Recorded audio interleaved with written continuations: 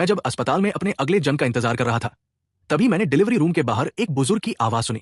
अगर इस बार पोता हुआ तो उसके स्वागत के तोहफे में करोड़ों की कीमत वाला एक निजी द्वीप दूंगा। सुना था कि मुझ परिवार में पूरे 10 पीढ़ियों से कोई बेटा पैदा नहीं हुआ था। घर में पहले से 5 पोतियां थी, बस एक पोते की कमी थी जिसे सब अपनी हथेलियों पर बिठाकर प्यार करना चाहते थे। ये सुनते ही मैं, जो हवा में मंडरा रही आत्मा था, बिना एक पल गवाए सीधे गर्भवती महिला के पेट में घुस गया और देश के सबसे बड़े रईस परिवारों में से एक मुंह परिवार में जन्म ले लिया। लेकिन अंदर पहुंचकर देखा कि वहां पहले से ही एक छोटा सा बच्चा दुबका हुआ था। वो सिकुड़कर बैठा था और बाहर आने की हिम्मत ही नहीं कर रहा था। मैंने मन कड़ा किया, अपना नन्हा सा पैर उठाया और जोर से उसे लात मार दी। अगले ही पल उसकी तेज रोने की आवाज गूंजी और डिलीवरी रूम का दरवाजा खुल गया। मेरे पिता मुंह वेगुओ मुझे गोद में लेने ही वाले थे कि नर्स ने अचानक बच्चा उठाकर सीधे दादाजी की गोद में दे दिया। बधाई हो, जुड़वा बच्चे हुए हैं, एक पोती और एक गोलमटोल पोता। मुंह परिवार 10 पीढ़ियों से बेटे का इंतजार कर रहा था। पोते की चाहत तो जैसे उनके खून में ही बस चुकी थी। ये सुनते ही दादाजी खुशी से अपनी छड़ी तक फेंक बैठे। उन्होंने मुझे सीने से लगा लिया और उनकी मुस्कान कानों तक फैल गई। हाँ, आखिरकार हमारे मुंह परिवार का वारिस आ ही गया। मेरे प्यारे पोते, आओ दादाजी तुम्हें अच्छी तरह देखें। जो इंसान बिजनेस और फाइनेंस की दुनिया में अपने सख्त और डरावने स्वभाव के लिए मशहूर था, इस वक्त उसकी मुस्कान ऐसी थी जैसे किसी के फोन का सबसे खुश वाला इमोजी जिंदा हो गया हो। उनके पीछे 3 बेहद खूबसूरत युवतियां और 2 प्यारी सी छोटी लड़कियां खड़ी थी। सबकी शक्ल सूरत और व्यक्तित्व कमाल का था। मैं, जो अभी अभी इस दुनिया में आया था, उन्हें हैरानी से देख रहा था। दिमाग सवालों से भरा हुआ था। तभी तीसरी बहन मुंह मेंग्याओ ने मुंह बनाकर कहा, अरे कितना झुर्रीदार है, बिल्कुल छोटे बंदर जैसा लग रहा है। मेरा तो खून खौल गया। मैं गुस्से में अपनी छोटी सी मुट्ठी लहराना चाहता था, लेकिन तभी एहसास हुआ कि मुझे कसकर कपड़े में ऐसे लपेटा गया है जैसे कोई जोंजी हो। हाथ पैर हिला भी नहीं सकता था। मैं बस एक इल्ली की तरह शरीर मरोड़ते हुए आ करके अपना विरोध जता पाया। तुम बदसूरत हो, तुम्हारा पूरा परिवार बंदर जैसा है। दादाजी ने तुरंत घूर कर कहा, तुझे क्या पता, जब तू पैदा हुई थी तब इससे भी ज्यादा बदसूरत लग रही थी। इतना सुनते ही वहां मौजूद सब लोग जोर जोर से हंस पड़े। मुझे होंठ फुलाकर उदास देख दादाजी तुरंत मुझे मनाने लगे। अरे हमारा नन्हा राजकुमार भला बदसूरत कैसे हो सकता है? अपनी तीसरी बहन की बकवास मत सुनो। बड़ा होकर तो बिल्कुल हैंडसम नौजवान बनेगा। मुझे अपनी मां की खूबसूरती याद आई और मैं फिर से खुश हो गया। लेकिन तीसरी बहन अभी भी बाज नहीं आई।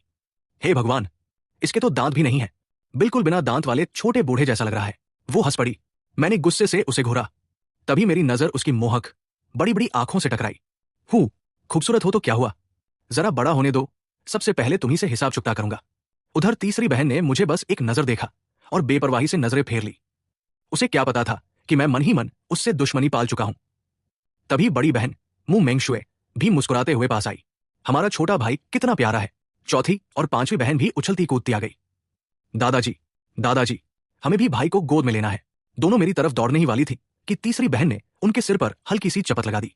तुम दोनों के ये नन्हे हाथ पैर कहीं भाई को गिरा दोगी। ये कहते हुए उसने खुद ही दोनों हाथ आगे बढ़ा दिए। दादाजी, मुझे दे दीजिए, आपकी उम्र हो गई है, कहीं आपको थकान न हो जाए। लेकिन दादाजी फुर्ती से एक कदम पीछे हट गए। अरे, मैं अभी भी बिल्कुल तंदुरुस्त हूं। पूरे दिन पोते को गोद में उठाए रखूं तब भी सांस नहीं फूलेगी। फिर सब लोग एक दूसरे से बहस करने लगे कि मुझे गोद में कौन उठाएगा। पूरा माहौल हंसी मजाक से भर गया। लेकिन मेरी नजर अनजाने में कमरे के एक कोने पर जा टिकी। वहां एक लड़की चुपचाप दीवार से टिककर खड़ी थी।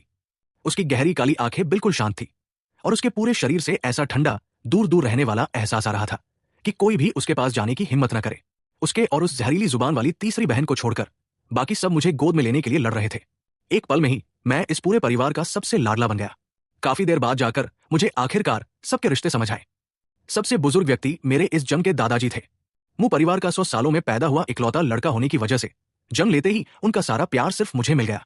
मेरे ऊपर 5 नहीं बल्कि 6 बहनें थी, जो 3 एक जैसी दिखने वाली लड़कियां थी। वे ट्रिपलेट्स थी। सबसे समझदार और शांत थी बड़ी बहन मुंह मिंगशुए। कम बोलने वाली ठंडी मिजाज की थी दूसरी बहन मुशियान।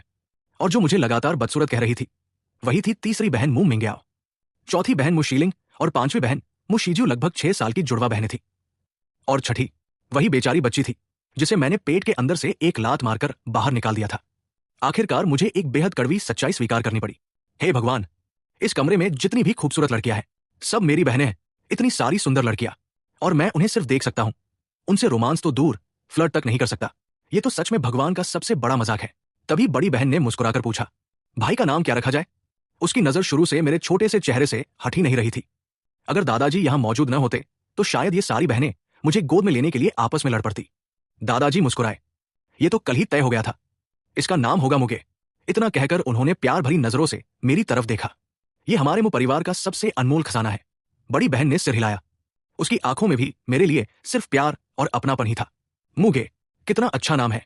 बाकी सब तो बड़े खुश थे, लेकिन मैं अंदर ही अंदर मुंह बना रहा था।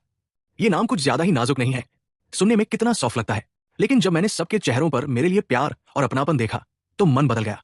चलो, नाम में इनके प्यार की भावना तो है, जैसे तैसे इसे स्वीकार कर ही लेता हूं। मैंने पूरे कमरे में नजर दौड़ाई। अरे, पापा कहाँ है?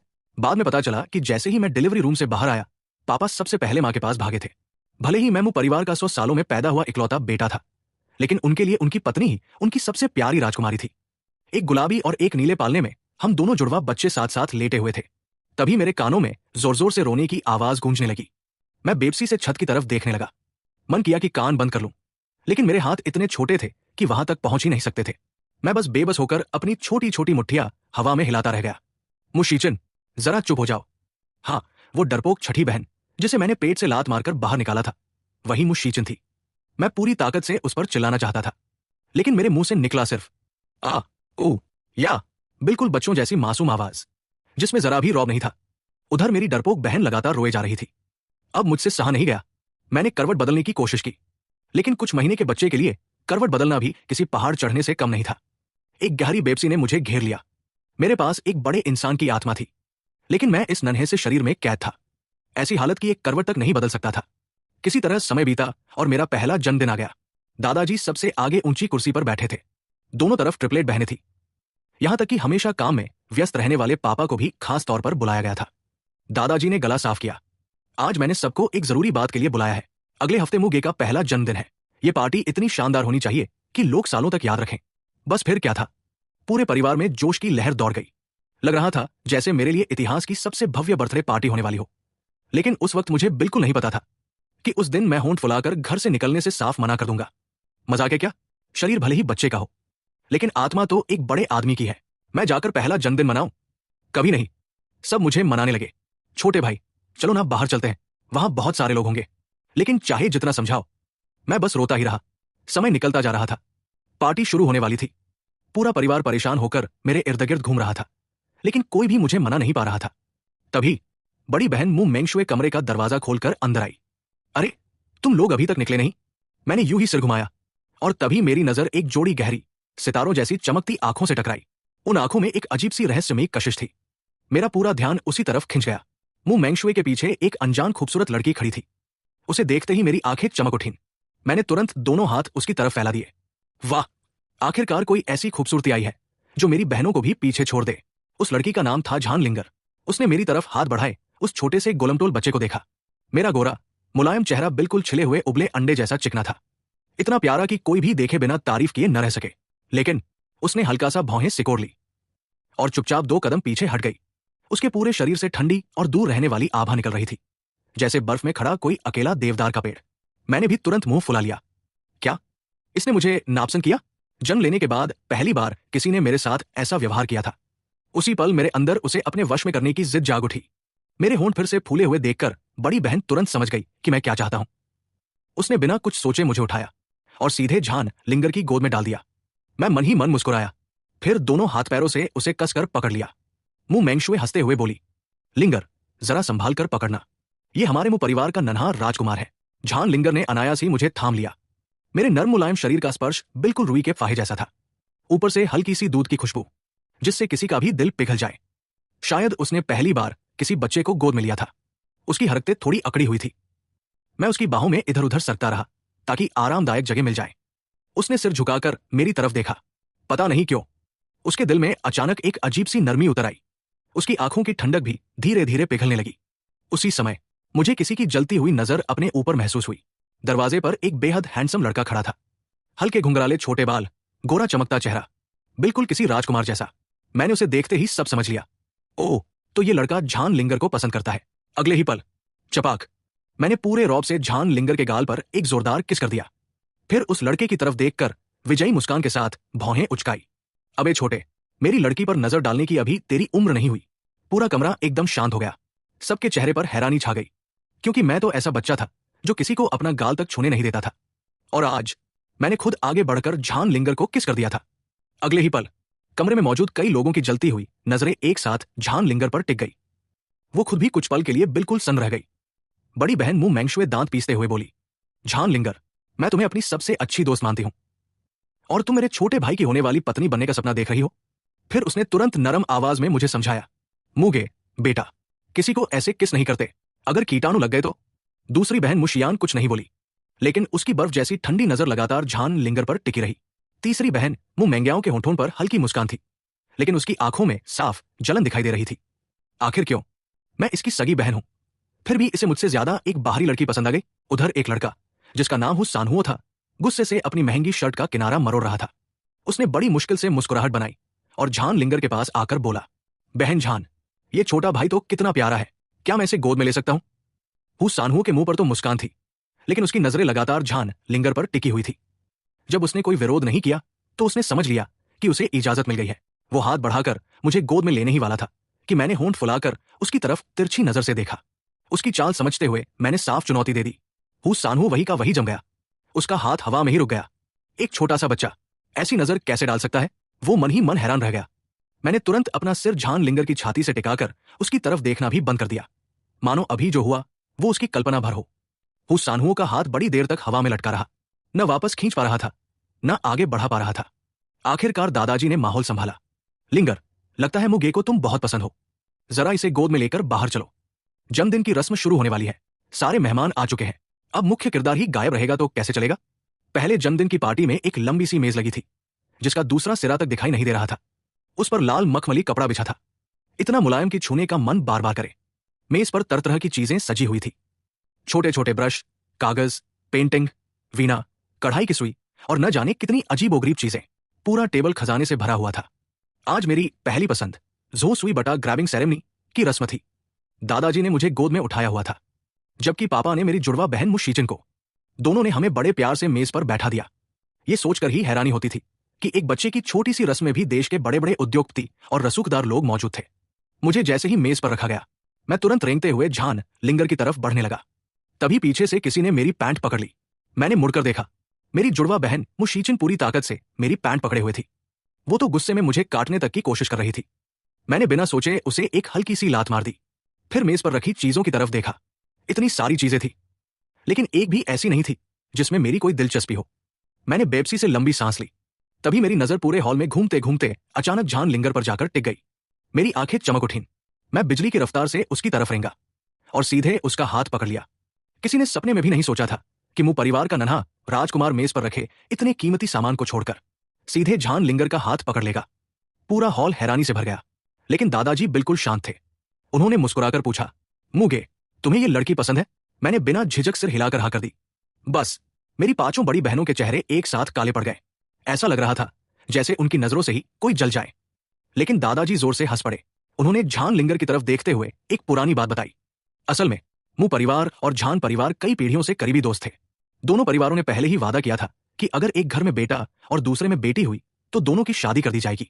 लेकिन झान लिंगर की मां की प्रसव के दौरान मौत हो गई और मुंह परिवार में लगातार बेटियां ही पैदा होती रहीं। इसलिए वो रिश्ता कभी आगे नहीं बढ़ पाया। अब दादाजी झान लिंगर को जितना देखते उतना ही उन्हें वह अपनी होने वाली पोती जैसी पसंद आने लगी। उधर मेरी बहनों के दिल टूट चुके थे। सबसे ज्यादा पछतावा बड़ी बहन मुंह मैंगशुए को हो रहा था। ये तो मैंने खुद भेड़िए को घर में बुला लिया। तभी दादाजी ने अचानक कहा, बेटी लिंगर, क्या तुम बड़ी होकर मेरे पोते मुगे की दुल्हन बनोगी? झान लिंगर जवाब देती उससे पहले ही एक आवाज गूंज उठी, नहीं। सबने एक साथ मुड़कर देखा। हु सानहुओ अपने कपड़ों का किनारा कसकर पकड़े खड़ा था। चेहरा घबराहट से लाल था। सबकी नजरें अपनी तरफ देखकर वो डरकर तुरंत झान लिंगर के पीछे छिप गया। उसे देखकर मेरे अंदर गुस्से की आग भड़क उठी। वाह, इतनी छोटी उम्र में ग्रीन टी वाली मासूमियत का पूरा नाटक सीख गया। मैं अपनी मंगनी कर रहा हूं, तुझे बीच में बोलने का किसने हक दिया? काश मैं बड़ा होता, लेकिन फिलहाल मैं तो सिर्फ 1 साल का बच्चा था। मैं बस आ करते हुए अपनी छोटी मुट्ठियां हिला सकता था। जब उसे लगा कि मेरी और झान लिंगर की सगाई सच में होने वाली है, तो आखिरकार उससे रहा नहीं गया। उसने हिम्मत जुटाकर जोर से कहा, इन दोनों की सगाई नहीं हो सकती, क्योंकि मैं ही झान लिंगर का बॉयफ्रेंड हूं। यह सुनते ही पूरा हॉल शोर से भर गया। चारों तरफ फुसफुसाहट शुरू हो गई। मानना पड़ेगा, हालांकि दोनों अभी बच्चे थे, लेकिन साथ खड़े होने पर सच में एक सुंदर जोड़ी लग रहे थे। मैं चाहे जितनी भी जोर से अपनी छोटी मुट्ठियां हिलाकर विरोध करूं, सच्चाई यही थी कि मैं अभी भी सिर्फ एक नन्हा बच्चा था। सबकी आंखों में वही भाव देखकर मुझे गुस्सा आ गया। ये कैसी नजरें हैं तुम लोगों की? सिर्फ इसलिए कि मैं उससे 10-12 साल छोटा हूं। तो क्या हुआ? अगर मानसिक उम्र की बात करें तो मैं ही उससे बड़ा हूं। उल्टा मुझे तो उसे बच्ची समझकर नजरअंदाज करना चाहिए। उधर हूं, सानहुओ अपने चेहरे की जीत वाली मुस्कान छिपा ही नहीं पा रहा था। वो झुककर मेरे गोलमटोल गाल दबाने लगा और दादाजी से बोला, मु दादाजी, ये तो बस एक छोटा सा बच्चा है, इसे कुछ समझ नहीं है। ऐसे ही बच्चों की सगाई तय करना ठीक नहीं। इतना कहकर उसने मेरी तरफ एक तिरछी मुस्कान फेंकी, जैसे कह रहा हो, छोटे से बच्चे, मुझसे टक्कर लोगे? मैंने उसकी नकली मासूमियत वाले चेहरे को घूरा। गुस्से से मेरे दांत किटकिटाने लगे। किसने कहा कि मुझे कुछ नहीं पता? जैसे ही उसने फिर से बोलने के लिए मुंह खोला, मैंने मौका देखकर उसका हाथ पकड़ लिया और धड़ाक पूरी ताकत से काट लिया। आह! वो दर्द से चीख पड़ा और झटके से मुझे छोड़ दिया। उसकी बाह पर तुरंत मेरे छोटे छोटे दांतों के 2 साफ निशान उभर आए। अभी कुछ पल पहले तक जो खुद को बेचारा दिखा रहा था, अब मैं ही फुफकारता हुआ छोटे जंगली बिल्ली के बच्चे जैसा लग रहा था। झान लिंगर ने मेरा ये तेज और अक्खड़ स्वभाव देखा और जाने क्यों उसके होठों पर हल्की सी मुस्कान आ गई। फिर उसने चुपचाप हूं सानहुओं की तरफ देखा। वो लड़का बचपन से ही उसके पीछे पीछे घूमता आया था। उसके मन की बात कोई भी आसानी से समझ सकता था। झान लिंगर ऐसा कभी नहीं करती कि सिर्फ मुंह परिवार की शादी का रिश्ता ठुकराने के लिए बहाव में बहकर हूं सानहुओं को अपना बॉयफ्रेंड मान ले, क्योंकि उसने कभी इतनी छोटी उम्र में प्यार करने के बारे में सोचा ही नहीं था। जब काफी देर तक झान लिंगर ने कोई जवाब नहीं दिया तो हूं सानहुओं साफ तौर पर घबरा गया। उसके चेहरे के भाव पूरी तरह बिगड़ चुके थे। तभी मेरी मां, जो लोगों की भावनाएं समझने में माहिर थी, दोनों को बारी बारी से देखने लगी। उन्हें तुरंत कुछ गड़बड़ होने का एहसास हो गया। उन्होंने सीधे झान लिंगर से पूछा, लिंगर, क्या ये सच कह रहा है? तुमने कभी हमें इस बारे में बताया क्यों नहीं? झान लिंगर ने अनजाने में मेरी तरफ देखा। उसी वक्त मेरी नजर उससे मिली। मैं दांत निकालकर उसे घूर रहा था, जैसे उसे धमकी दे रहा हूं। उसे मेरा वो नन्हा सा गुस्सैल चेहरा देखकर ऐसा लगा जैसे किसी छोटे बिल्ली के बच्चे ने उसके दिल को हल्के से पंजा मार दिया हो। दिल में एक अजीब सी गुदगुदी होने लगी। अगले ही पल उसकी ठंडी लेकिन साफ आवाज पूरे हॉल में गूंज उठी, मेरा इनसे किसी भी तरह का कोई रिश्ता नहीं है। बस इतना सुनते ही हूं सानहुओं का चेहरा पल भर में सफेद पड़ गया। उसकी आंखें लाल हो गई, आंसू उनमें भर आए। इतना कि उसने अपने होंठ काट लिए और उनसे हल्का सा खून तक निकल आया। उधर मैं खुशी से हाथ पैर मारकर खिलखिलाने लगा। मन तो कर रहा था कि वही पटाखे फोड़ दूं। ले, बहुत बन रहा था ग्रीन टी हीरो। मेरी होने वाली बीवी छीनने चला था। अब सबके सामने बेइज्जती हुई या नहीं? मेहमान भी आपस में बातें करने लगे। आजकल के बच्चे भी ना जबरदस्ती किसी लड़की से अपना रिश्ता जोड़ने लगते हैं। कौन सोच सकता था कि हूं परिवार के इस लड़के की चालाकी इतनी गहरी होगी। उम्र तो छोटी है लेकिन दिमाग खूब चलता है। सच कह रहे हो, जरा सी देर और होती तो मुंह और झान परिवार का इतना अच्छा रिश्ता टूट जाता। ये सारी बातें हो सानहुओं के कानों में साफ साफ पड़ रही थी। चारों तरफ से उठती तिरछी नजरों ने उसे शर्म से पानी पानी कर दिया। उसका मन कर रहा था कि जमीन फट जाए और वो उसमें समा जाए। फिर भी उसने आखिरी उम्मीद के साथ झान लिंगर की तरफ देखा। लिंगर दीदी, मैं तो सिर्फ आपकी मदद करना चाहता था। आपने मेरे साथ ऐसा क्यों किया? झान लिंगर ने बस हल्के से पलके उठाई। उसकी आवाज पहले जैसी ही शांत थी। माफ कीजिए मिस्टर हूं, मुझे झूठ बोलना नहीं आता। ये शब्द हूं सानहुओं पर बिजली बनकर गिरे। वो लड़खड़ाकर 2 कदम पीछे हटा, अपने कपड़ों का किनारा कसकर पकड़ लिया। फिर जोर जोर से रोता हुआ हॉल से बाहर भाग गया। ये छोटा सा तमाशा जल्दी ही खत्म हो गया। हॉल का माहौल फिर से खुशियों से भर गया। मेहमान एक एक करके बधाई देने आने लगे। मुझ साहब, बधाई हो, आज तो सचमुच दोहरी खुशी मिली है। अब तो हम बस मुंगे की शादी का इंतजार करेंगे। मेरे माता पिता और दादाजी तीनों झान लिंगर को देखते ही जा रहे थे। जितना देखते उतनी ही पसंद आती। लेकिन मेरी 5 बहनों के चेहरे देखने लायक थे। सब ऐसे मुंह बनाकर बैठी थी मानो किसी ने उनके घर की सबसे प्यारी सब्जी छीन ली हो। तभी झान लिंगर ने अचानक कहा, जहां तक इस रिश्ते की बात है, मैं चाहती हूं कि इस बारे में बाद में फैसला किया जाए। आखिर मुंगे अभी बहुत छोटा है। वो इतनी गंभीरता से ये बात कह रही थी कि उसकी ठंडी बेहद खूबसूरत शक्ल के साथ उसका ये अंदाज अजीब तरह से प्यारा लग रहा था। मेरी मां तो उसे देखकर पूरी तरह पिघल गई। उन्होंने तुरंत झान लिंगर का हाथ पकड़कर अपने पास बैठा लिया। यहां तक कि मेरे पापा को भी एक तरफ खिसकना पड़ा। जो नहीं जानता वो यही समझता कि झान लिंगर ही उनकी सगी बेटी है। मां मुस्कुराते हुए बोली, ठीक है, जैसा हमारी लिंगर चाहे। आज से इस घर को अपना ही घर समझना। दादाजी भी प्यार से बोले, लिंगर, तुम बहुत दुबली हो, अच्छे से खाना खाया करो। कल से तुम्हारे लिए खास पौष्टिक खाना बनवाऊंगा। मैं ये सब देखकर बिल्कुल स्तब्ध रह गया। ये क्या हो रहा है? क्या मैं घर का लाडला नहीं रहा? पूरा मुंह परिवार अब झान लिंगर के आगे पीछे घूम रहा था। कोई उसकी चिंता कर रहा था, कोई उसका हाल पूछ रहा था, और मुझे तो कोई देख भी नहीं रहा था। मैंने मन ही मन आ भरी, वाह रे मुगे, खुद ही अपनी मोहब्बत को घर ले आया और अब वही तुझसे ज्यादा प्यार पा रही है। मैंने तो खुद अपने लिए प्यार का सबसे बड़ा प्रतिद्वंदी खड़ा कर लिया। दूसरी बहन मुशियान का चेहरा भी काला पड़ गया था। मुझे देखकर उसका दिल दुख रहा था। तभी तीसरी बहन मुंह मेंग्याओं ने मेरा फूला हुआ चेहरा देखा और हंसते हुए बोली, अरे, ये तो तुम्ही ने अपनी होने वाली दुल्हन चुनी थी। अब खुद ही मुंह क्यों फुला रहे हो? दूसरी बहन भी मुस्कुराकर बोली, हाँ छोटे भाई, अपनी होने वाली पत्नी को थोड़ा तो प्यार करने दो। तभी तीसरी बहन के मुंह से अनजाने में निकल गया, अगर झान आंटी आज जिंदा होती तो। बात पूरी होने से पहले ही उसे अपनी गलती का एहसास हो गया, क्योंकि झान लिंगर का चेहरा अचानक उदास हो गया था। मुंह मेंग्याओं ने जल्दी से बात बदल दी, खैर हम पांचों बहनें अभी तक सिंगल हैं और तुम छोटे से बच्चे ने सबसे पहले रिश्ता पक्का कर लिया। लेकिन उसकी बात बदलने के बावजूद झान लिंगर के चेहरे की उदासी कम नहीं हुई। वो जैसे किसी पुराने दर्द में खो गई थी। उसका चेहरा इस वक्त दूसरी बहन मुशियान जितना ही ठंडा और उदास लग रहा था। मैंने मन ही मन सोचा, क्या इसके माता पिता दोनों नहीं हैं? आखिर इतना बड़ा मौका था, फिर भी उसका पिता कहीं दिखाई नहीं दिया। और मैंने भी कभी अपने माता पिता को उसके परिवार के बारे में बात करते नहीं सुना था। पता नहीं क्यों उस बर्फ जैसी खूबसूरत लड़की के लिए मेरे दिल में अचानक हमदर्दी जाग उठी। शायद इसलिए क्योंकि पिछले जन्म में मैं भी एक अनाथ था। मुझे लगा हम दोनों कहीं ना कहीं एक जैसे ही हैं। लेकिन उस वक्त मुझे सच्चाई नहीं पता थी। झान लिंगर के पिता मरे नहीं थे, बस उसकी मां की प्रसव के दौरान मौत के बाद वे पूरी तरह बदल गए थे।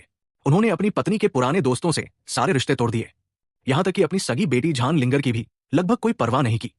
मेरे पहले जन्मदिन पर भी वे हमेशा की तरह नहीं आए, बस किसी नौकर के हाथ एक महंगा सा तोहफा भेज दिया। ये सब सोचकर मैंने झान लिंगर की तरफ देखा।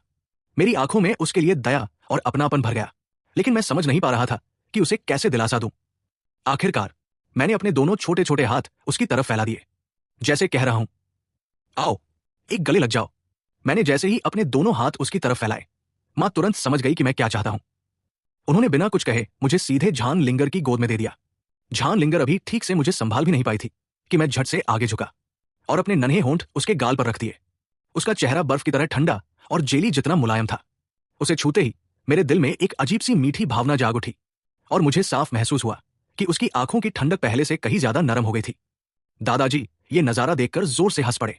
देखा, मुगे को सच में हमारी लिंगर बहुत पसंद है। ये रिश्ता तो ऊपर वाले ने खुद बनाया है। फिर उन्होंने नौकरों से कहा, जल्दी जाकर मिस्टर झान को बुलाओ, उन्हें भी अपने होने वाले दामाद से मिलवा दो। मेरे दिमाग में जैसे घंटी बज गई। क्या झान लिंगर के पापा जिंदा है? तो फिर मैंने जो अभी इतना इमोशनल किस किया वो तो बेकार गया। कुछ ही देर बाद झान नानचांग अंदर आए। दादाजी मुस्कुराते हुए बोले, नानचांग इधर आओ, अपने होने वाले दामाद को देखो। पापा भी हंसते हुए आगे बढ़े और उनके कंधे पर हाथ रख दिया। इतने सालों बाद आखिर तुम्हारी पत्नी की आखिरी इच्छा पूरी होने जा रही है। आज तो हमें जमकर जश्न मनाना चाहिए। लेकिन मुंह परिवार जितना गर्मजोशी से उनका स्वागत कर रहा था, झान नानचांग उतने ही ठंडे थे। उन्होंने सख्त नजरों से अपनी बेटी की तरफ देखा। झान लिंगर, अभी के अभी माफी मांगो। फिर दादाजी की तरफ मुड़कर बोले, माफ कीजिए, मेरी बेटी को शिष्टाचार की समझ नहीं है। इसने एक अच्छी भली रस्म का माहौल खराब कर दिया। मैं इसकी तरफ से माफी मांगता हूं। ये सुनते ही मुंह परिवार के सब लोगों के चेहरे उतर गए। माहौल एकदम भारी हो गया। उधर मैं तो गुस्से से फट पड़ा। क्या बकवास कर रहे हो? हम दोनों परिवारों की शादी तो पहले से तय थी। मेरी और झान लिंगर की सगाई होना तो बिल्कुल स्वाभाविक है। फिर तुम्हारी नजर में ये खुशी की बात गलती कैसे बन गई? मेरी होने वाली दुल्हन कोई मुझसे नहीं छीन सकता। तुम उसे डांटने वाले होते कौन हो? बुरे अंकल। मैं पूरी ताकत से चिल्लाना चाहता था, लेकिन मेरे मुंह से हमेशा की तरह सिर्फ बच्चों वाली आवाज ही निकली। गुस्से में मैं हाथ पैर मारते हुए आगे बढ़ा, लेकिन ध्यान नहीं रहा और मैं सीधे मेज से नीचे गिर पड़ा। धप, नीचे मुलायम कालीन बिछा था। फिर भी गिरने का दर्द इतना तेज था कि मेरी आंखों से तुरंत आंसू निकल आए। सबसे पहले दूसरी बहन मुशियान ने मुझे देखा। वो दौड़कर आई और मुझे उठा लिया, लेकिन घबराहट में उसे समझ ही नहीं आया कि क्या करे। वो बस मुझे कसकर पकड़े खड़ी रही। दादाजी भी झान नानचांग से बहस छोड़कर भागते हुए आए। उन्होंने मुझे अपनी बाहों में भर लिया। मेरा प्यारा पोता, जल्दी देखूं कहीं चोट तो नहीं लगी। उन्होंने सिर से पैर तक मुझे ध्यान से देखा।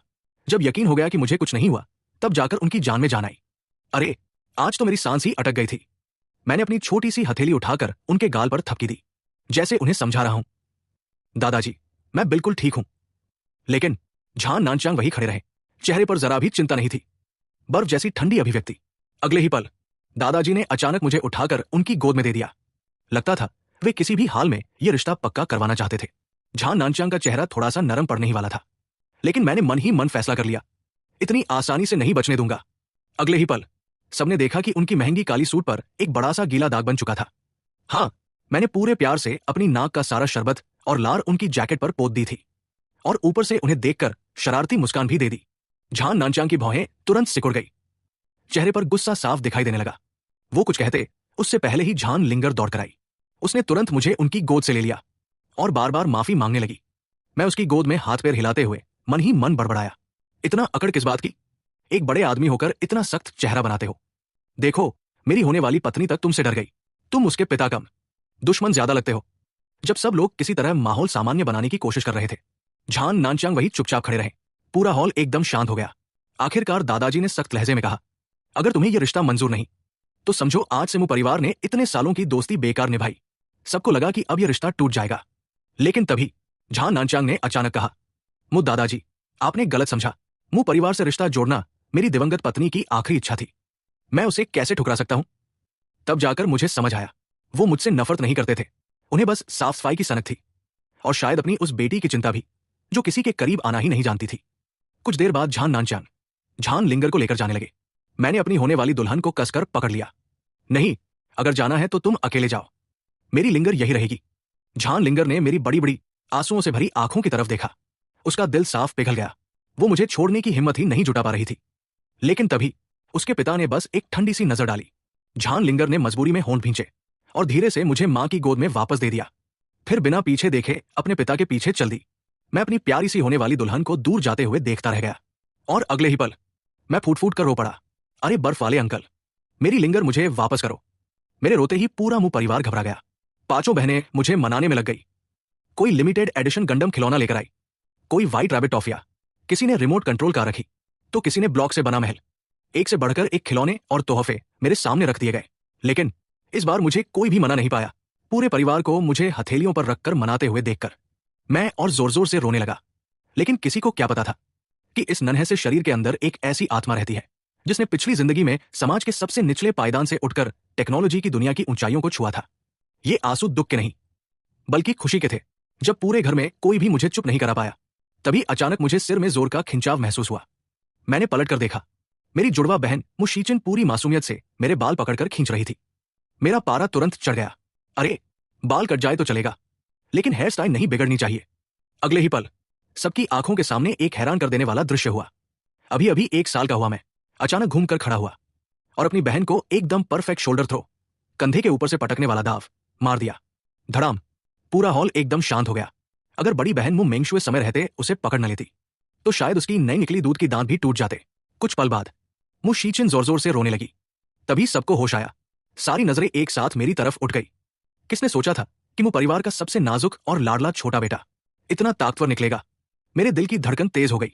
ओ नहीं, कहीं मेरी पोल तो नहीं खुल गई? सिर्फ 1 साल की उम्र में लड़ना आता है। अब सब मुझे बिगड़ा हुआ बच्चा समझेंगे। अपनी बहन को रोते देखकर मुझे भी अपराध बोध हुआ। मैं धीरे धीरे उसके पास गया। आ मैं उससे माफी मांगना चाहता था, लेकिन जैसे ही मेरा छोटा सा हाथ उसके हाथ से छुआ, एक चमत्कार हो गया। मुशीचिन का रोना तुरंत बंद हो गया।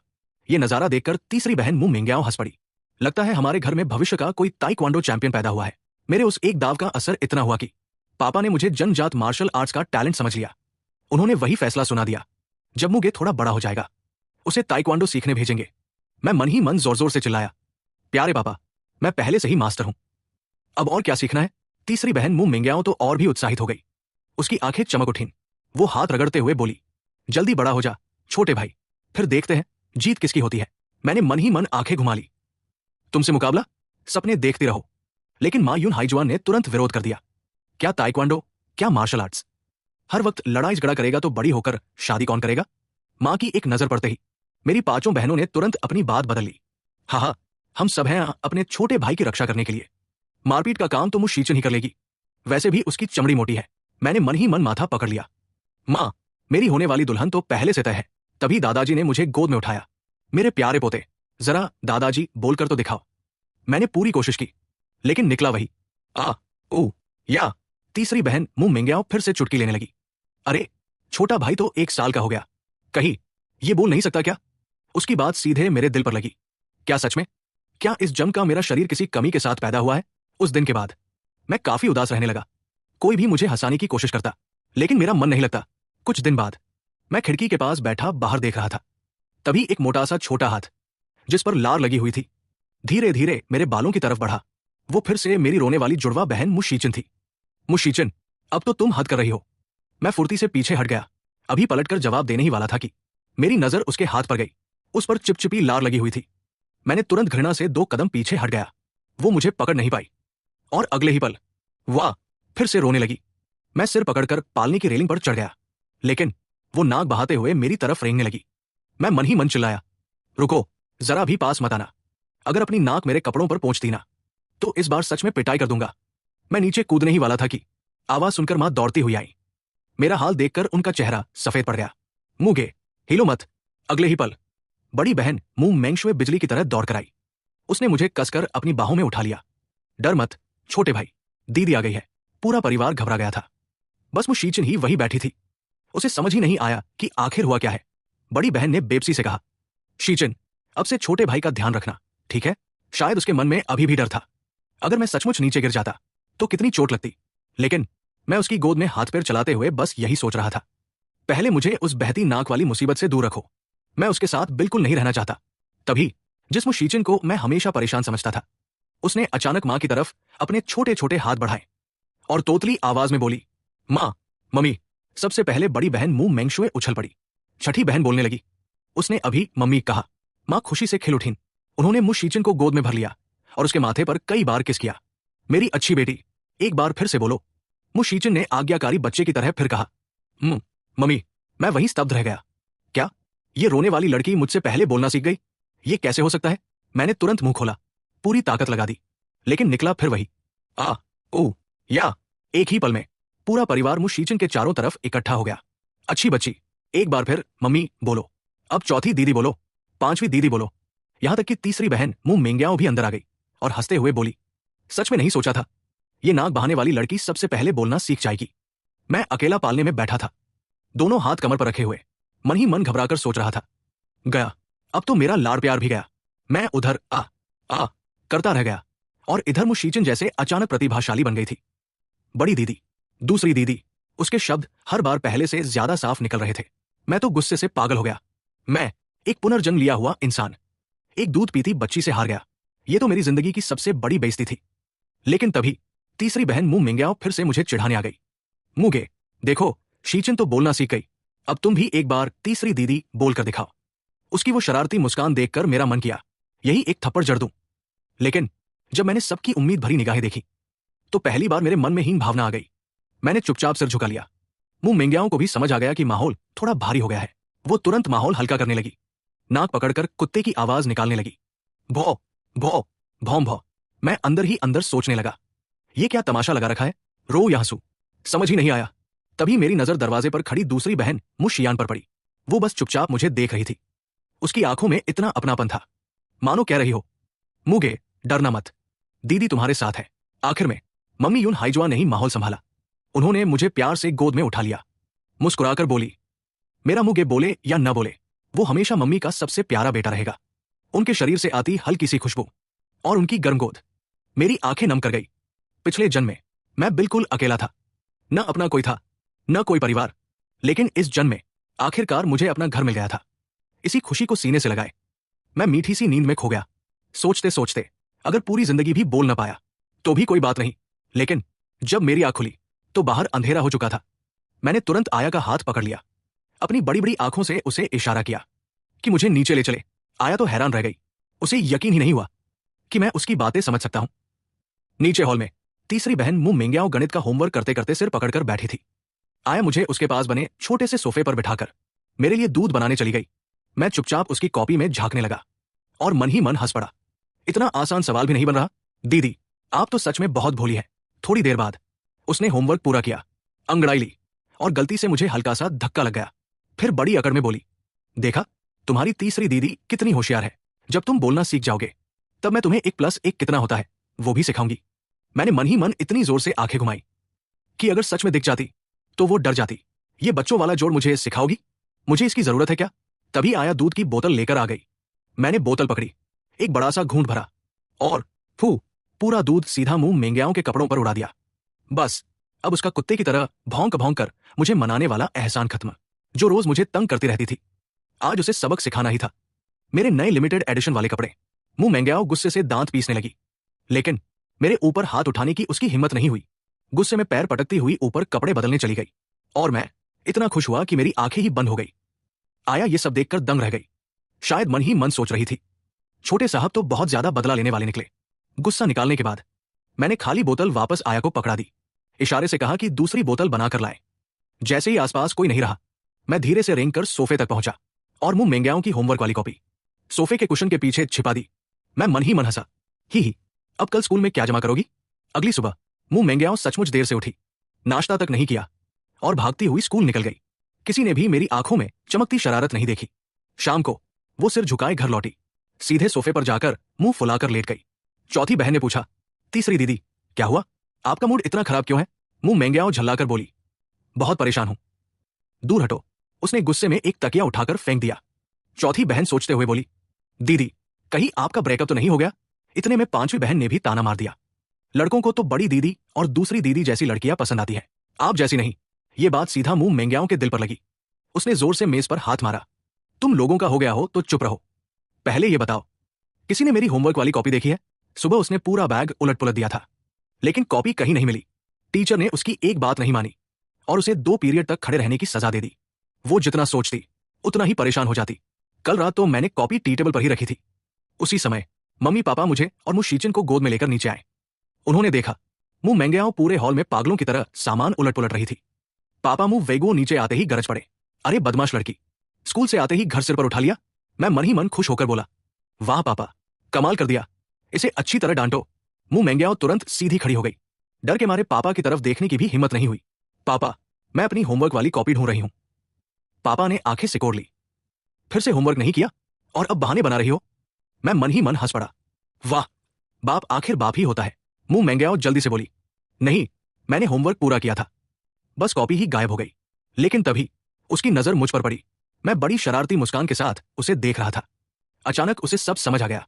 समझ गई, कल रात मुगे ने जानबूझकर मुझ पर दूध थूका था। मेरी कॉपी भी उसी ने छिपाई होगी। मेरे दिल में हल्का सा झटका लगा।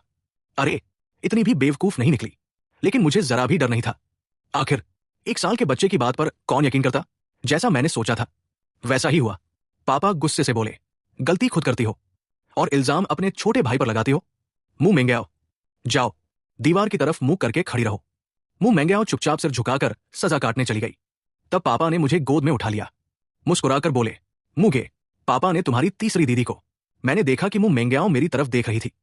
मैं जो मुश्किल से उसकी कमर तक पहुंचता था, गर्व से उसे घूर रहा था। वो भौहें चढ़ाकर बोली, क्या हुआ, मेरा मजाक उड़ाने आए हो? अरे छोटे बेवकूफ, कहीं तुमने ही मेरी कॉपी तो नहीं छिपाई थी? मैंने मन ही मन सोचा, चलो आज इसे पहले ही सजा मिल चुकी है, कॉपी वापस कर देता हूं। मैं उसका हाथ पकड़कर सोफे के पास ले गया, फिर एक कोने की तरफ इशारा किया। मुंह मेंग्याओं ने वहां झांका और सचमुच उसकी कॉपी वही रखी हुई थी। वो तुरंत चौंक गई, सच में तुमने ही छिपाई थी। उसका गुस्सा 7वें आसमान पर पहुंच गया। वो तुरंत पापा के पास शिकायत करने जाने लगी, लेकिन मैंने उसके कपड़े का किनारा कसकर पकड़ लिया, फिर अपनी बड़ी बड़ी मासूम आंखों से उसकी तरफ देखने लगा। उसका दिल तुरंत पिघल गया। शायद उसने सोचा कि मैंने कॉपी को खिलौना समझकर कहीं रख दिया होगा। वो बेबस होकर बोली, अब वापस देने से क्या फायदा, मुझे तो पहले ही सजा मिल चुकी है। फिर उसने उंगली दिखाकर कहा, आइंदा मेरी चीजों को खिलौना समझकर मत छिपाना, समझ गए तो सिर हिलाओ। मैंने सचमुच सिर हिला दिया। मन ही मन बोला, जब तक तुम मुझे परेशान नहीं करोगी मैं भी तुम्हें नहीं छेड़ूंगा। लेकिन अगले ही पल उसने मेरे बालों को दोनों हाथों से पकड़कर बुरी तरह उलझाना शुरू कर दिया। काश तुम बोल पाते, हर वक्त बस आ करते रहते हो, कोई समझ ही नहीं पाता। मेरे अंदर ज्वालामुखी फट पड़ा। मुंह मेंग्याओं, अपने गंदे हाथ हटाओ, मैं तुम्हें छोड़ूंगा नहीं। मैंने गुस्से में अपनी छोटी मुट्ठियां उसके ऊपर बरसानी शुरू कर दी, लेकिन मेरे मुक्के उसके लिए गुदगुदी से ज्यादा कुछ नहीं थे। वो हंसते हुए बोली, आओ और मारो, इतनी सी ताकत है तुम्हारी? मैं गुस्से से फटने वाला था। ठीक है, जब बड़ा हो जाऊंगा तब हिसाब बराबर करूंगा। जब मारना पीटना बेकार साबित हुआ तो मैंने तुरंत रणनीति बदल दी। अगले ही पल वाह, मैं जोर जोर से रोने लगा। मुंह मेंग्याओं घबरा गई। अरे अरे, रो क्यों रहे हो? ठीक है, मैं तुम्हें नहीं छेड़ूंगी। लेकिन वो जितनी ज्यादा घबराती मैं उतना ही ज्यादा रोता। ताकत से नहीं जीत सकता तो रोकर ही सही, तुम्हें परेशान करने के 1000 तरीके हैं मेरे पास। तभी अचानक एक और उससे भी ज्यादा दर्दनाक रोने की आवाज गूंज उठी। वो मेरी जुड़वा बहन मुशीचिन थी। मैं हक्का बक्का रह गया। अरे, जिसे डांट पड़ी वो मैं हूं, तो ये मुझसे भी ज्यादा क्यों रो रही है? मेरे अंदर की प्रतियोगिता की भावना जाग उठी। मैंने पूरी ताकत से और जोर से रोना शुरू कर दिया। अचानक ऊपर से दादाजी की चिंतित आवाज आई, क्या हुआ, मेरे प्यारे पोते को किसने रुलाया? वो जल्दी जल्दी सीढ़ियां उतरकर नीचे आए। मुझे इस हालत में देखकर उनका दिल टूट गया। फिर उन्होंने गरज कर कहा, मुंह मेंग्याओं। मुंह मेंग्याओं डर के मारे लगभग घुटनों पर बैठ गई। उसे देखकर मेरी हंसी छूट गई। वाह, दादाजी सबसे बेस्ट है। अब से जो भी मुझे तंग करेगा मैं रो दूंगा। दादाजी ने देखा कि मैं हंसने लगा हूं तो उन्होंने मुंह मेंग्याओं को फिर डांटना शुरू कर दिया। तुम बड़ी बहन हो या गुंडा, हर समय अपने छोटे भाई को ही सताती रहती हो। मुंह मेंग्याओ ने राहत की सांस ली। कम से कम मैं रोना तो बंद कर चुका था। वो चुपचाप जाकर फिर से दीवार की तरफ मुंह करके खड़ी हो गई। उसे अब सजा मंजूर थी, लेकिन मेरा रोना दोबारा सुनना मंजूर नहीं था। तभी मु शीचिन मेरे पास आ गई। उसने मेरे पैर को खींचा। मैंने झुंझलाकर सोचा, क्या है, रोने वाली मशीन? लेकिन अगले ही पल उसने अपनी नाक का सारा पानी और आंसू मेरे जूतों पर पोंछ दिए। मेरे पूरे शरीर में झुरझुरी दौड़ गई। दूर हटो, मेरे पास मत आओ। तभी मु शीचिन ने साफ आवाज में कहा, दादाजी। अगले ही पल दादाजी खुशी से पागल हो गए। उन्होंने मुझे नीचे उतारा और मु शीचिन के आंसुओं से भरे चेहरे पर जोर से किस कर दिया। मेरी दुनिया वहीं रुक गई। क्या दादाजी, आप भी मुझे छोड़कर चले गए? आप लड़कियों का पक्ष ले रहे हैं? मैं फिर से फूट फूट कर रो पड़ा। इस बार कोई भी मुझे चुप नहीं करा पाया। पलक झपकते ही 2 साल बीत गए। मैं आईने के सामने बैठा अपनी ठुड्डी पर हाथ रखे खुद को देख रहा था। आईने में एक बेहद खूबसूरत बच्चा दिखाई दे रहा था। ऐसा चेहरा जिसमें कोई कमी निकालना मुश्किल था, लेकिन मेरे लिए उसकी एक ही खामी थी। मैं अभी तक बोल नहीं सकता था। मेरे दिल में निराशा भर गई। हे भगवान, कहीं सच में मुझे गूंगा बनाकर तो नहीं भेज दिया? तभी मां यून हाईजुआन ने मुझे गोद में उठा लिया और ड्राइंग रूम की तरफ चल पड़ी। मैं मन ही मन कराह उठा, मां, कहीं फिर से डॉक्टर तो नहीं बुला लिया? मैं बीमार नहीं हूं।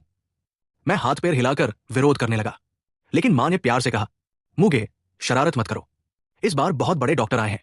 उन्होंने जितने मरीज देखे हैं सब ठीक हुए हैं। मैंने मन ही मन आंखें घुमा ली। इस बार मिलाकर 23वां डॉक्टर है और नतीजा, हर कोई कुछ देर बाद हार मानकर चला जाता है। जैसा मैंने सोचा था वैसा ही हुआ। डॉक्टर ने मेरी पूरी जांच की, फिर गहरी सोच में पड़ गया। आखिरकार बोला, बच्चे के शरीर में कोई समस्या नहीं है। शायद ये मानसिक कारणों से बोल नहीं पा रहा। लेकिन लंबी पूछताछ के बाद भी उन्हें ऐसा कोई कारण नहीं मिला, क्योंकि मेरे साथ कभी कोई मानसिक आघात हुआ ही नहीं था। डॉक्टर भी उलझ गया, लेकिन मेरी नजर में ये सब निकम्मे डॉक्टर थे। अगर शरीर में कोई दिक्कत नहीं है तो मैं बोल क्यों नहीं सकता? मैं भी मुशीचिन की तरह मम्मी और पापा कहना चाहता हूं। उसी समय मेरी नजर मुशीचिन पर पड़ी। वो मुझे घूर रही थी। मैंने तुरंत उसे घूर कर जवाब दिया, क्या देख रही हो? सिर्फ इसलिए कि तुम्हें बोलना आता है? कोई बड़ी बात नहीं है। लेकिन मुशीचिन बेखौफ मेरे पास आ गई और लगातार पुकारने लगी, भैया, भैया, भैया। उसकी हर आवाज मां के दिल पर तीर की तरह लग रही थी। आखिरकार मां की आंखों से आंसू बहने लगे। वो मुंह ढककर रो पड़ी। उनकी आंखों में सिर्फ एक सवाल था, क्या मेरा बेटा कभी ठीक हो पाएगा? पापा मू वेगो ने तुरंत मां को अपने सीने से लगा लिया। उनकी आंखों में अटूट विश्वास था, वो जरूर ठीक होगा। मैंने विदेश के मशहूर विशेषज्ञ डेविड से संपर्क कर लिया है। वो अगले महीने यहां पहुंच रहे हैं। मां की आंखों से आंसू लगातार बह रहे थे। पापा ने उनका हाथ कसकर पकड़ लिया और दृढ़ आवाज में कहा, चाहे मुझे अपनी सारी दौलत क्यों न बेचनी पड़े, मैं मुगे को जरूर ठीक कराऊंगा। मां यून हाईजुआन सिसकते हुए खुद को ही दोष देने लगी। सब मेरी गलती है। मैं अपने बेटे की अच्छी मां नहीं बन पाई। ये सब देखकर मेरा दिल कसकर भराया। मां, ये आपकी गलती नहीं है। अगर मैं जिंदगी भर बोल न भी पाया तो भी कोई बात नहीं। आप सबका प्यार ही मेरे लिए सबसे बड़ी दौलत है। मैंने अपना छोटा सा हाथ बढ़ाकर धीरे से मां के हाथ पर रख दिया और अपनी तोतली आवाज में उन्हें समझाने की कोशिश करने लगा। लेकिन मैं जितना उन्हें दिलासा देता, मां उतना ही ज्यादा रोने लगती। मैंने देखा दादाजी भी चुपके से एक कोने में जाकर आंखें पोंछ रहे थे। तभी बड़ी बहन मुंह मेंगशुए आगे बढ़ी।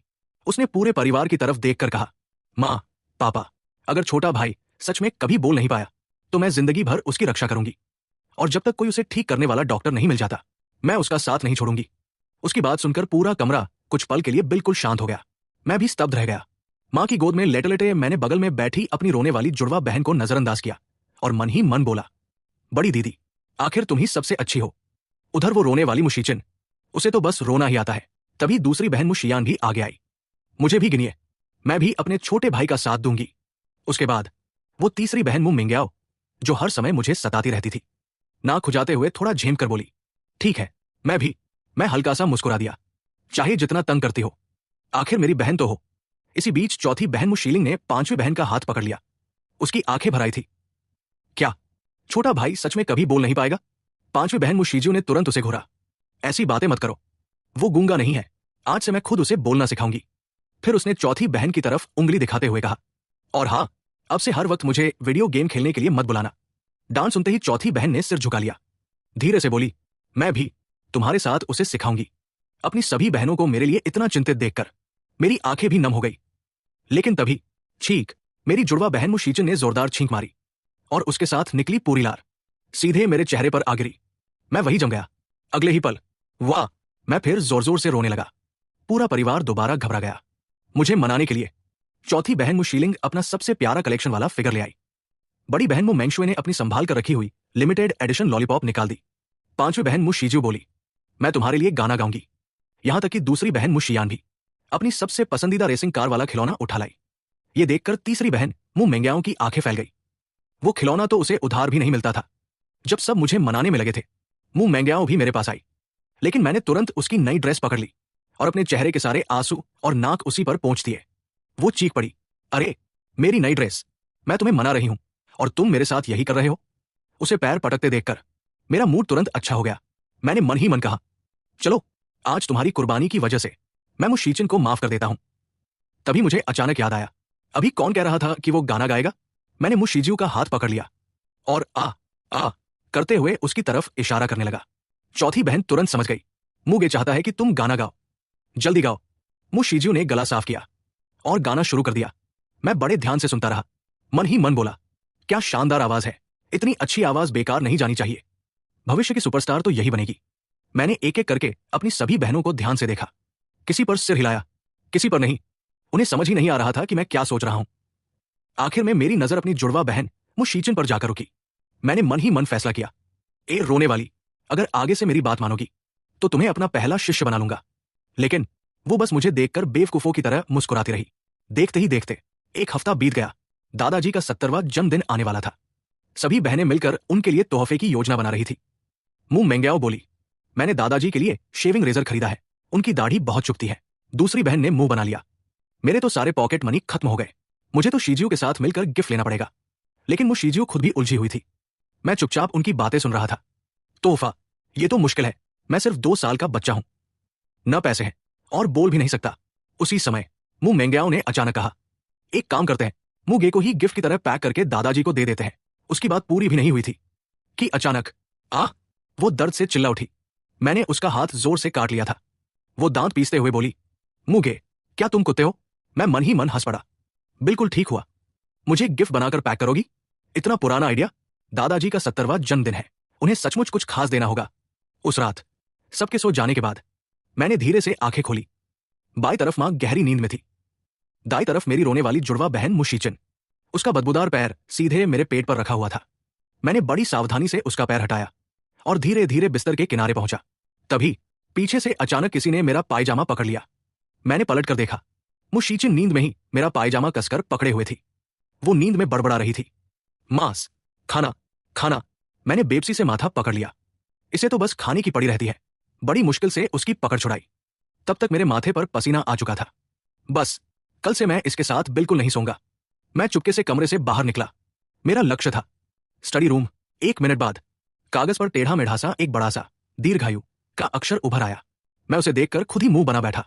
हे भगवान, ये कितना बदसूरत लिखा है। मैंने अपना बायां हाथ मलते हुए आह भरी। बाएं हाथ से लिखना सच में आसान नहीं था। मैं तो अपनी असली लिखावट छिपाना चाहता था, लेकिन अब तो छिपाने की जरूरत ही नहीं रही। इतना खराब लिखा था कि कोई शक ही नहीं करेगा। मैंने सोचा, चलो लिख ही दिया है, अब इसे फेंकना भी ठीक नहीं होगा। वैसे भी मैं सिर्फ 2 साल का बच्चा हूं।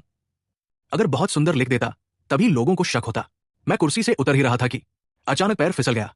धड़ाम, मैं सीधे जमीन पर गिर पड़ा। बहुत दर्द हो रहा है। कुर्सी गिरने की आवाज सुनकर बगल वाले कमरे में सो रही बड़ी बहन मु मेंगशुए की नींद खुल गई। वो उन्नीदी आंखों से बाहर आई।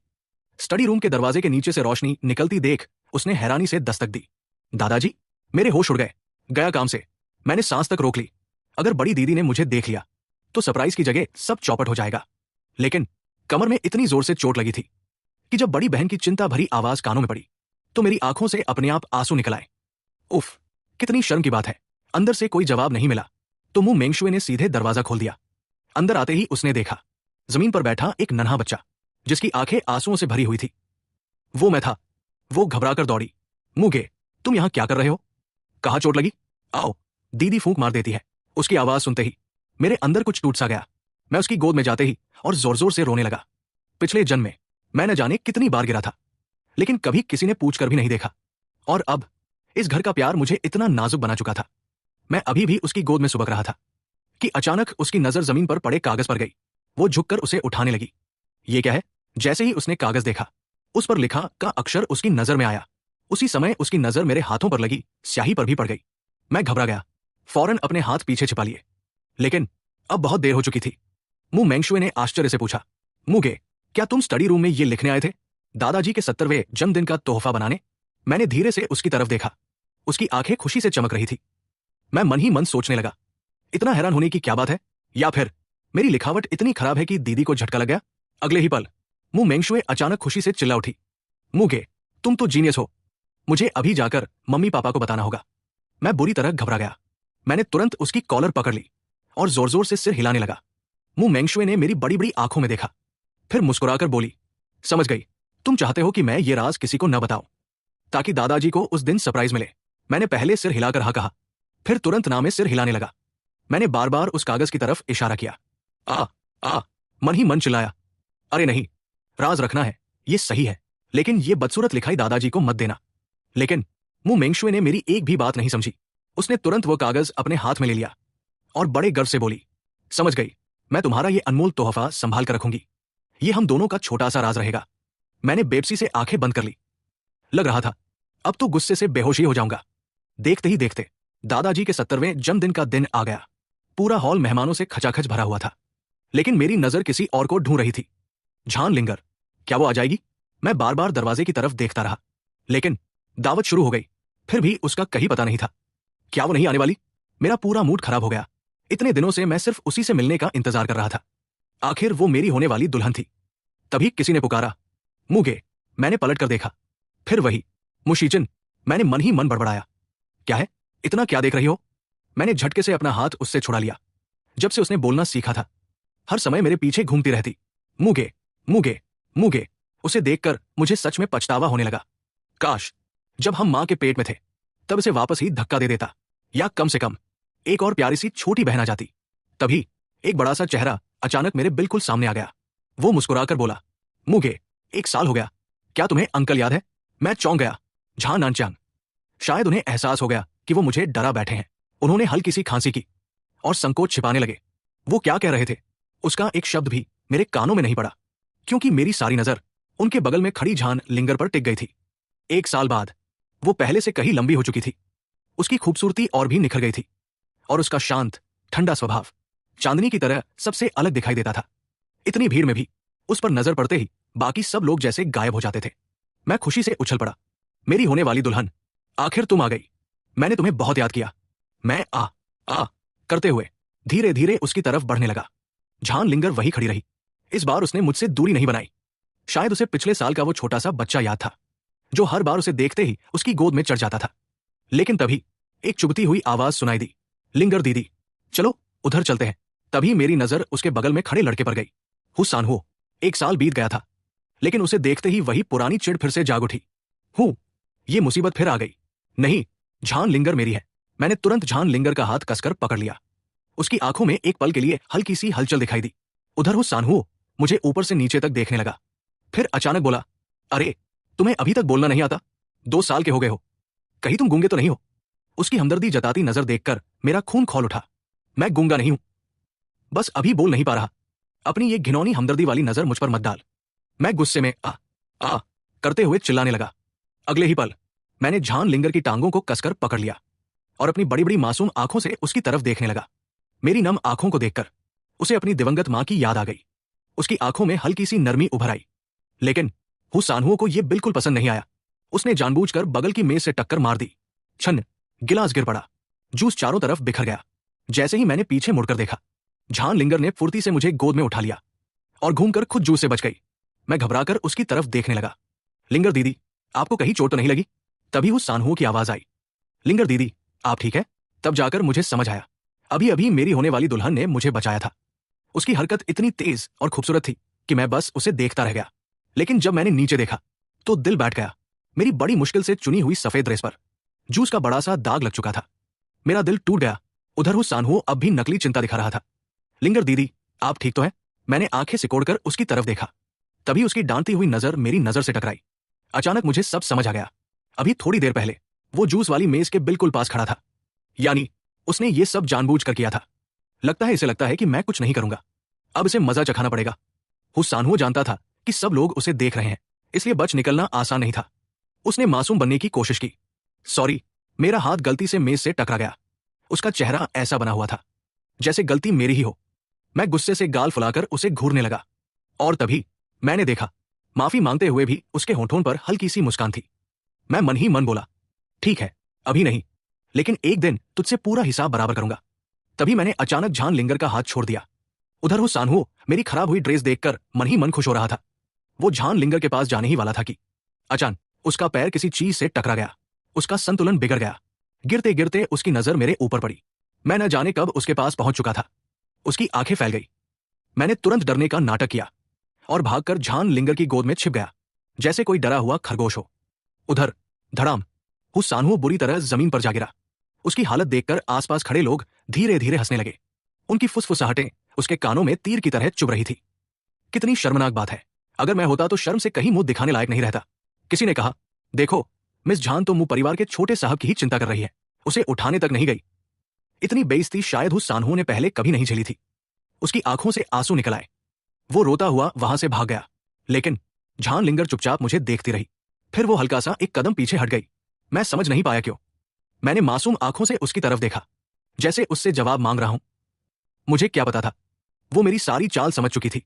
वो मन ही मन सोच रही थी, इतना सा बच्चा और बदला लेना भी सीख गया। मैं अभी यही सोच ही रहा था कि मम्मी यून हाई जुआन वहां आ गई। उन्होंने मेरी ड्रेस पर लगा दाग देखा तो उन्हें बहुत दुख हुआ। उन्होंने प्यार से कहा, चलो बेटा पहले कपड़े बदल लेते हैं, थोड़ी देर में तुम्हें दादाजी के साथ केक भी काटना है। मैं बिल्कुल नहीं जाना चाहता था। मैं अपनी होने वाली दुल्हन को छोड़कर नहीं जाना चाहता था, लेकिन मम्मी ने मुझे कोई मौका ही नहीं दिया। उन्होंने मुझे गोद में उठा लिया। मैं दोनों हाथ झान लिंगर की तरफ बढ़ाते हुए मन ही मन चिल्लाता रहा, मेरी होने वाली दुल्हन, मेरा इंतजार करना। लेकिन उसने मेरी तरफ देखा तक नहीं। मेरा दिल एकदम बैठ गया। क्या क्या वो अब मुझे पसंद नहीं करती? यही सोचते सोचते मैं ड्रेसिंग रूम पहुंच गया। मैं हाथ पैर हिलाकर मम्मी को समझाने लगा, सानहू ने यह सब जानबूझकर किया था, लेकिन चिंता मत करो, मैंने उससे बदला भी ले लिया। मम्मी मेरी बात तो नहीं समझी, लेकिन शायद कुछ अंदाजा जरूर लगा लिया। वो मुस्कुराकर बोली, बेटा लड़कों को जेंटलमैन बनना चाहिए।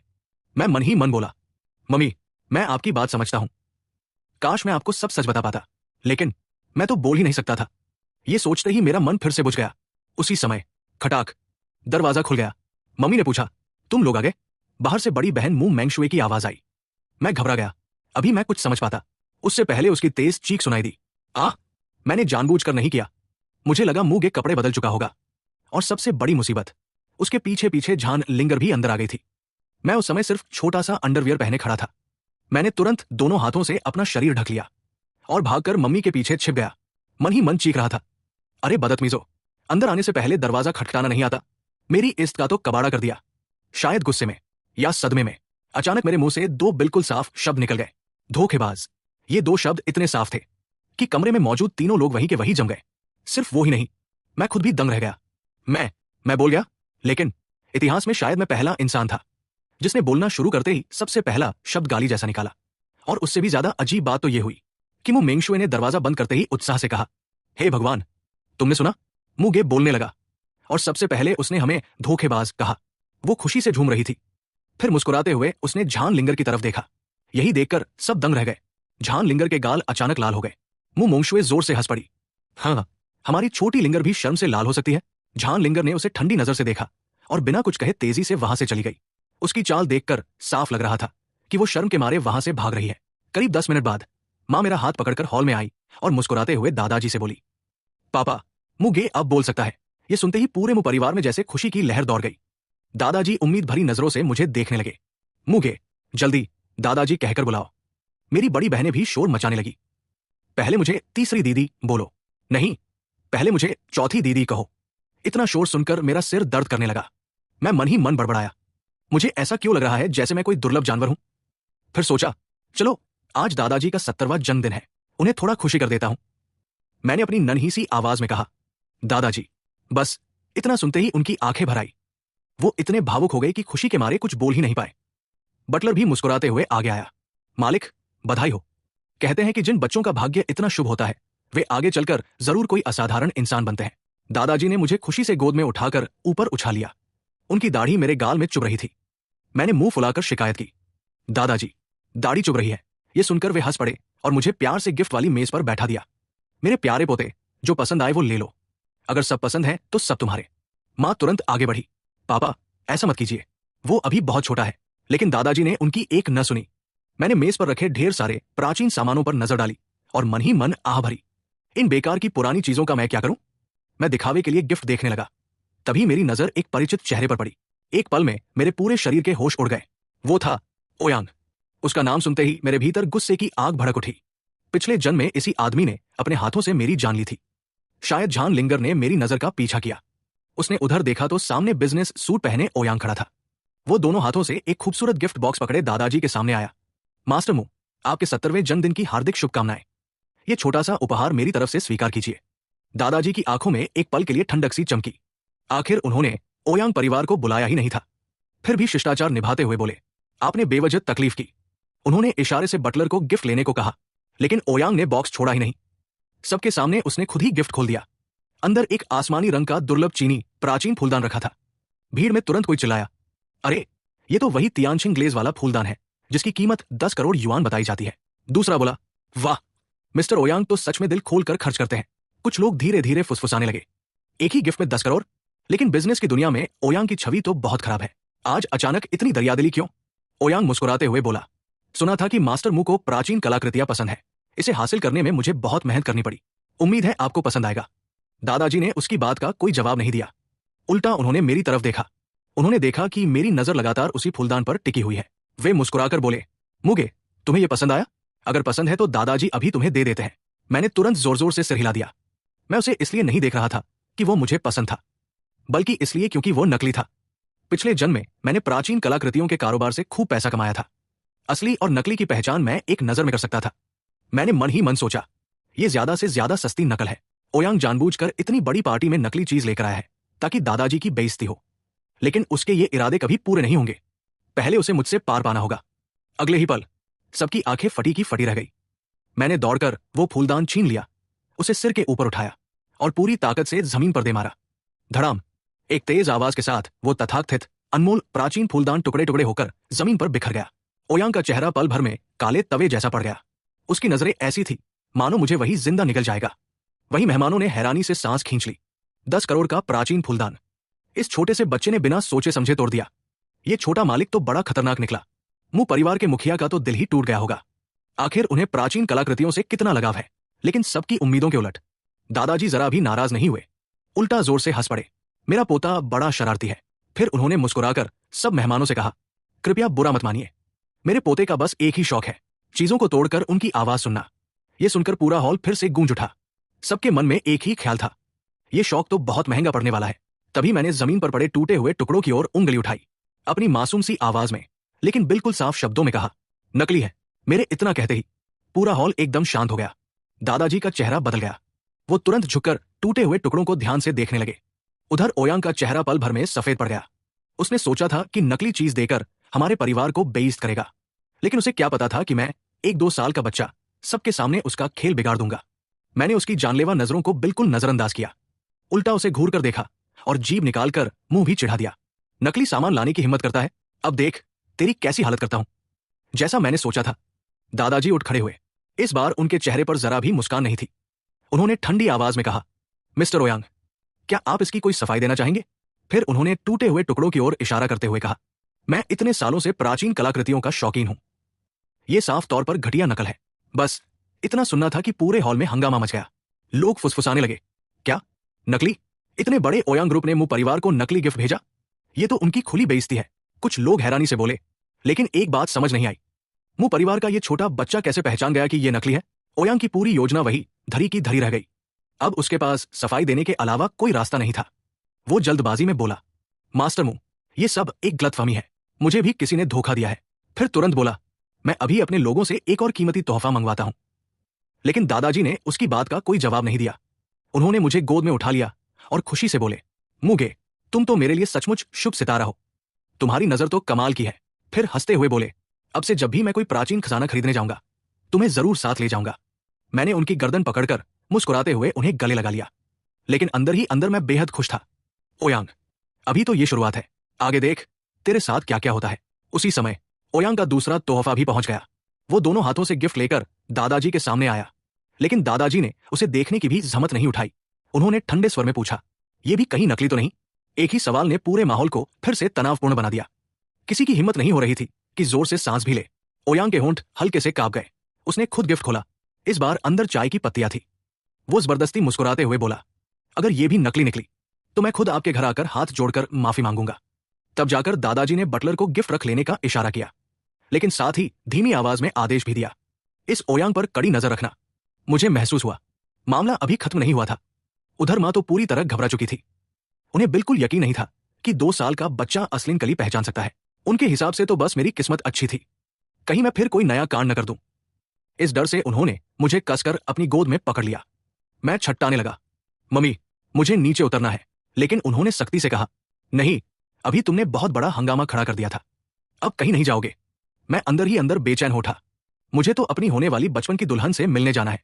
अगर अभी से रिश्ता मजबूत नहीं किया तो कहीं वो सानहुओ उसे मुझसे छीन न ले। तभी मेरी बड़ी बहन मुंह मोंगशुए वहां आ गई। आखिरकार मुझे राहत मिली। दीदी ने मुस्कुराकर पूछा, मुगे, दादाजी के लिए जो गिफ्ट तुमने तैयार किया था अब देंगे? तभी मुझे याद आया कि मेरे पास भी दादाजी के लिए एक तोहफा था। मैंने अपना छोटा सा सिर तिरछा किया और सोच में पड़ गया कि उसे कैसे दूं। रिबॉर्न हस्बैंड का अगला पार्ट अभी नहीं आ सकता, क्योंकि ये स्टोरी अभी ऑनगोइंग है। जैसे ही इसका नया अपडेट आएगा मैं उसका अगला पार्ट भी जरूर बनाऊंगा। अगर आपको ये स्टोरी पसंद आई हो तो वीडियो को लाइक, शेयर और चैनल को सब्सक्राइब करना बिल्कुल मत भूलिए। आपका सपोर्ट ही मुझे ऐसे और शानदार वीडियो बनाने की प्रेरणा देता है। और आखिर में इन तीनों लोगों का दिल से बहुत बहुत धन्यवाद जिन्होंने चैनल की मेंबरशिप लेकर मुझे सपोर्ट किया। आपका ये साथ मेरे लिए बहुत मायने रखता है। अगर आप में से कोई और भी मेंबरशिप लेना चाहता है तो बिल्कुल ले सकता है, लेकिन पहले से बता दूं कि इसमें कोई एक्स्ट्रा बेनिफिट नहीं मिलेगा। बस इतना रहेगा कि मैं मेंबर्स की पसंद वाली वीडियो को थोड़ा जल्दी अपलोड करने की कोशिश करूंगा। एक बार फिर सभी मेंबर्स का दिल से शुक्रिया और आप सभी का भी धन्यवाद जो मेरी वीडियो देखते हैं और इतना प्यार देते हैं।